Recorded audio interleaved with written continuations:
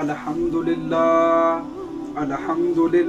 نحمدہ ونصلی علی رسولہ الکریم اما بعد فاعوذ باللہ من الشیطان الرجیم بسم اللہ الرحمن الرحیم۔ اللہ تعالیٰ سے دعا ہے اللہ تعالیٰ صحیح طریقے سے بات کہنے کی، سننے کی، سمجھنے کی، پھر اس پہ ہم سب مسلمان بھائیوں کو عمل کی توفیق عطا فرمائے۔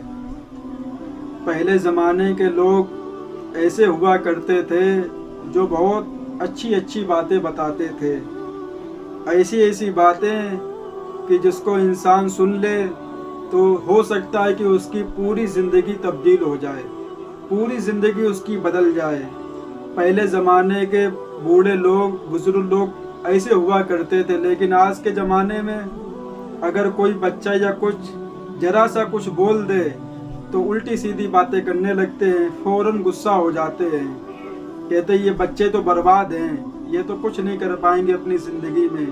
لیکن پہلے زمانے کے لوگ اتنی اچھی اچھی باتیں بتاتے تھے۔ آج بھی کچھ لوگ ہیں جو بہت اچھی باتیں بتاتے ہیں کہ جس سے جو بڑا مفتی، جو عالم ہے، اس کے ذہن میں بھی ایسی باتیں نہیں آ سکتی ہیں جو پہلے لوگوں کے لوگ بتاتے تھے۔ مفت میں جنت۔ ایک بوڑھے آدمی نے اپنے پوتے سے کہا، اے میرے بچے، تم جنت مفت میں حاصل کر سکتے ہو، مگر جہنم میں جانے کے لیے مال و دولت خرچ کرنا پڑتا ہے۔ بچے نے سوال کیا، دادا جان وہ کیسے؟ دادا جان نے جواب دیا، دیکھو، جوا کھیلنے کے لیے پیسے لگانے پڑتے ہیں، شراب پینے کے لیے پیسے دینے پڑتے ہیں، سگریٹ پینے کے لیے پیسہ خرچ کرنا پڑتا ہے، گانے بجانے کے لیے پیسہ خرچ کرنا پڑتا ہے، عیاشی کے لیے پیسہ خرچ کرنا پڑتا ہے، مگر میرے بیٹے جنت کے لیے کوئی روپیہ پیسہ نہیں خرچ کرنا پڑتا۔ چنانچہ دیکھو، نماز پڑھنے کے لیے کوئی پیسہ نہیں دینا پڑتا، روزہ رکھنے کے لیے کوئی پیسہ نہیں خرچ کرنا پڑتا، استغفار اور دیگر ذکر اذکار کے لیے کوئی پیسہ نہیں لگتا، نگاہ نیچی رکھنے میں کوئی پیسہ نہیں لگتا۔ میرے بیٹے، اب تم خود فیصلہ کرو، مال و دولت، روپیہ و پیسہ خرچ کر کے جہنم خریدنا چاہتے ہو یا مفت کی نیکیاں کر کے مفت میں جنت حاصل کرنا چاہتے ہو؟ واقعی بوڑھے لوگوں کی باتیں بڑی نصیحت آموز ہوتی تھیں۔ میرے بھائی، وہ لڑکا، یہ تو کہانی تو بہت پرانی ہے، وہ جیسا بھی ہو، اگر دنیا میں ہو تو اللہ اس کی عمر میں برکت دے، اگر انتقال ہو گیا ہو تو اللہ تعالیٰ اس کی مغفرت فرمائے اور جنت الفردوس میں اس کو اعلیٰ سے اعلیٰ مقام عطا فرمائے۔ غلط کام کرتا ہوگا، لیکن اس کے جو دادا جان تھے انہوں نے کتنی پیاری بات اس سے کہی کہ بیٹے، اگر مفت میں جنت پانا چاہتے ہو تو نہ تو نماز پڑھنے میں پیسہ لگتا ہے، نہ تو روزہ رکھنے میں پیسہ لگتا ہے، نہ تو ذکر کرنے میں پیسہ لگتا ہے، لیکن میرے بھائی، شراب پینا، جوا کھیلنا، گانے بجانا، عیاشی کرنا، ان چیزیں کرنے میں پیسہ خرچہ ہوتا ہے، لیکن فائدہ کچھ نہیں ہوتا ہے۔ صرف اور صرف ہم لوگ ان پیسوں سے صرف اور صرف جہنم خرید سکتے ہیں، لیکن جنت کو نہیں خرید سکتے۔ لیکن میرے بھائی، ہم جنت کو صرف اور صرف نیکیوں سے خرید سکتے ہیں، نماز سے، روزہ سے، ذکر سے، عبادت کے، نبی کے طریقے پر چل کر اور اللہ کی مان کر، ان چیزوں سے ہم جنت کو خرید سکتے ہیں۔ تو میرے بھائی، ہم لوگوں کو ان چیزوں سے بچنا چاہیے۔ شراب تو گناہوں کی ماں کہا گیا ہے شراب کو۔ جس انسان نے شراب پی لی، کتنے دن تک اس انسان کی نماز قبول نہیں ہوتی ہے۔ میرے بھائی، ہمیں ان چیزوں سے بچنا بھی چاہیے اور دوسرے لوگوں کو بچانا بھی چاہیے، اس لیے کہ ہمارے نبی پاک صلی اللہ علیہ وسلم نے فرمایا، تم وہ امت ہو جو لوگوں کو برائیوں سے روکتی ہو اور نیکی کی طرف بلاتے ہو۔ ہم اس نبی کی امت میں ہیں جنہوں نے پوری زندگی لوگوں کو دین اسلام کی باتیں بتائیں اور لوگوں کو اچھائی کی طرف بلایا اور برائیوں سے روکا۔ ہم اس امت میں سے ہیں تو ہمارا فرض بنتا ہے کہ ہم لوگ بھی کچھ نہ کچھ دوسروں کو سمجھائیں اور انہیں گندے راستے سے، گناہ والے راستے سے بچا کے نیک راستے کی طرف لائیں، جنت والے راستے کی طرف لے کے آئیں اور جہنم والے راستے سے ان کی حفاظت کریں، ان کو بچائیں۔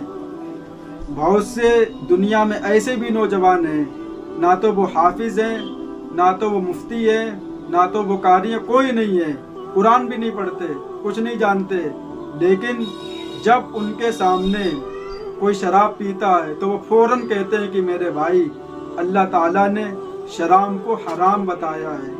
جب کوئی انسان ان کے سامنے جوا کھیلتا ہے تو وہ کہتے ہیں میرے بھائی اسلام کے اندر جوا کھیلنا حرام ہے۔ اور جب کوئی انسان نماز چھوڑتا ہے تو وہ کہتے ہیں کہ اے میرے دوست، اے میرے بھائی، وہ انہیں کچھ نہیں پتا ہے، وہ کچھ نہیں جانتے، نہ وہ حافظ ہے، نہ مولانا، نہ مفتی، کچھ نہیں ہے، قرآن بھی نہیں پڑھتے بیچارے، لیکن ان کے اندر یہ بات ہے کہ ہم اس نبی کی امت میں ہیں جنہوں نے پوری زندگی یہی کام کیا، تو وہ لوگ بھی یہی کام کر رہے ہیں، سمجھا رہے ہیں دوسروں کو، پینٹ شرٹ پہنے، داڑھی بھی نہیں ہے، اللہ ان کو توفیق دے داڑھی رکھنے کی، لیکن دین کا کام کر رہے ہیں۔ دیکھتے ہیں کسی کو روڈ پہ چلتے ہوئے تو کچھ تکلیف دینے والی چیز پڑی ہوتی راستے میں، لکڑی، کانٹا، کنکڑ، کچھ بھی، اس کو ہٹا کے سائڈ میں کر دیتے۔ کیوں؟ یہ ہمارے نبی کا فرمان ہے کہ جس انسان نے راستے سے تکلیف دینے والی چیز کو ہٹا دیا اس کا ایک گناہ معاف، ایک نیکی لکھ دی جاتی ہے اور اس کا ایک درجہ بلند کر دیا جاتا ہے۔ جو انسان، آپ راستے میں جا رہے، اینٹ پڑی ہوئی ہے، آپ کو معلوم ہے اگر موٹر سائیکل نکلے گی یا کوئی نکلے گا تو یہ ٹکر لگ جائے گی اس کی، تو آپ نے اس کو اگر ہٹا دیا، لات مار کے سائڈ میں کر دیا، تو آپ کا ایک گناہ معاف کر دے گا اللہ تعالیٰ اور ایک نیکی لکھے گا اور ایک درجہ آپ کا بلند کر دیا جائے گا۔ یہ اسلام ہے، کتنا پیارا اسلام ہے، یہ باتیں سکھاتا ہے وہ۔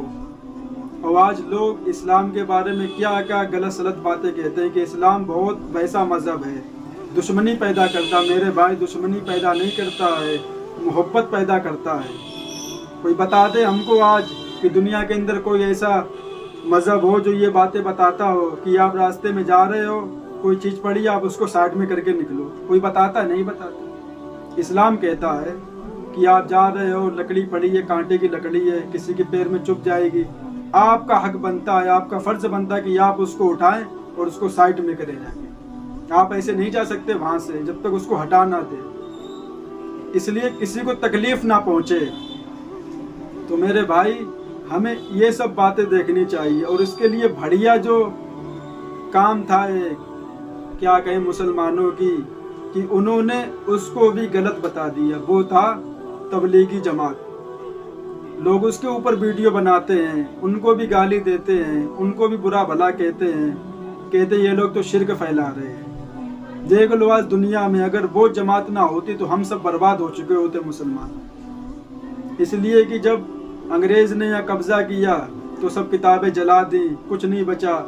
مولانا الیاس، انہوں نے یہ جماعت کا کام کیا، اور آج اگر یہ شرک ہوتا تو اللہ تعالیٰ اس کو چلنے نہیں دیتا، اور آج یہ پوری دنیا میں ہے، جہاں دیکھو آپ کو ملیں گے جماعت والے۔ وہ کیا کرتے ہیں؟ بس یہی باتیں بتاتے ہیں کہ ایک اللہ کی عبادت کرو اور نبی پاک صلی اللہ علیہ وسلم کے طریقے پر زندگی گزارو بس، اور صحابہ سے محبت کرو بس، اور کچھ نہیں بتاتے وہ۔ اور لوگ کہتے کہ نہیں یہ لوگ شرک پھیلا رہے ہیں، ان کو بھی لوگوں نے برا بھلا کہنا شروع کر دیا۔ آپ ایک بار جماعت میں جا کے دیکھو ہوتا کیا ہے، پھر تو تمہارے دل میں صرف اللہ اور رسول کی محبت بچے گی، بس دنیا کی سب محبت تمہارے دل سے نکل جائے گی۔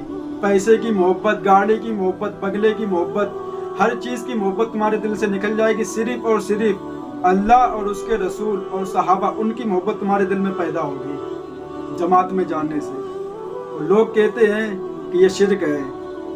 آپ نے ویڈیو دیکھا بھی ہوگا، کبھی نہ کبھی آپ کی نظروں کے سامنے ویڈیو نکلا بھی ہوگا کہ ایک مولانا جنہوں نے بہت پہلے فلم میں کام کیا تھا، پھول اور کانٹے، انہوں نے خود یہ بات بتائی ہے کہ ہم تبلیغی جماعت میں جا کے مولانا بنے ہیں۔ بتاؤ، ان نے فلموں میں کام کیا، پھول و کانٹے فلم ہے ایک، اس میں وہ آئے تھے، انہوں نے، ہم نے ویڈیو خود دیکھی ان کی، فلم کا پوسٹر بھی لگا ہوا تھا، نیچے وہ بیان کر رہے تھے، ان کا فوٹو بھی لگا ہوا تھا، ہوں گے 19-20 سال کے جوان۔ اور آج دیکھو اللہ کے کرم سے داڑھی ہے پورے چہرے پہ اور لوگوں کو دین اسلام کی دعوت دے رہے ہیں، دین کا کام کر رہے ہیں۔ اللہ نے کتنا بڑا کام لیا ان سے، آج وہ کتنا بڑا کام کر رہے ہیں، لوگوں کو دین اسلام کی باتیں بتا رہے، دنیا میں اسلام پھیلا رہے ہیں۔ یہ تھا تبلیغی جماعت کی برکت سے پوری زندگی ان کی بدل گئی۔ وہ خود اپنی باتیں بتاتے، ہم کیا بتائیں، لوگ کہیں گے جھوٹ بول رہے ہیں، وہ خود بتاتے ہیں اپنی باتیں، ہم نے ان کی ویڈیو دیکھی ہے۔ اللہ تعالیٰ ان باتوں پہ ہم سب کو عمل کی توفیق عطا فرمائے۔ وآخر الدعوانا وللحمد للہ رب العالمین۔